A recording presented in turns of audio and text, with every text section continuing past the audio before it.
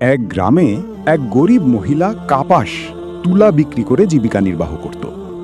একদিন একটি কাক এসে তার এক টুকরা কাপাস নিয়ে উড়ে গেল। মহিলা খুব রেগে গেল এবং মনে করল এতে তার ক্ষতি হয়েছে।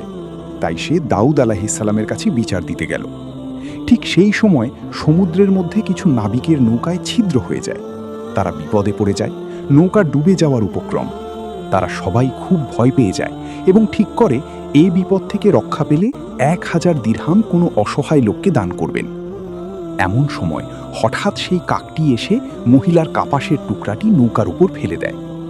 নাবিকরা দ্রুত সেই কাপাস দিয়ে ছিদ্র বন্ধ করে ফেলে, ফলে তারা ডুবে যাওয়া থেকে বেঁচে যায় এবং নিরাপদে তীরে পৌঁছে যায়। তারপর লোকগুলো দাউদ আলাইহিসসালামের দরবারে উপস্থিত হয় এবং 1000 দিরহাম দাউদ আলাইহিসসালামের সামনে রাখে এবং তাদের সাথে ঘটে যাওয়া সমস্ত ঘটনা খুলে বলে। তারপর সেই 1000 দিরহাম দাউদ আলাইহিসসালাম মহিলাকে দিলেন এবং বললেন, তুমি যে জিনিসটাকে ক্ষতি মনে করেছিলে সেটাই অন্য কারো জীবন রক্ষার কারণ হয়ে গেছে। আল্লাহর পরিকল্পনা, হিকমত মানুষের বুঝের বাইরে হতে পারে। মহিলাটা এগুলো শুনে খুশিতে কান্না শুরু করলেন এবং বুঝতে পারলেন আল্লাহর থেকে বড় ন্যায়পরায়ণ ও বান্দার ভালো চাওয়ার মতো আর কেউ নেই। শিক্ষা 1.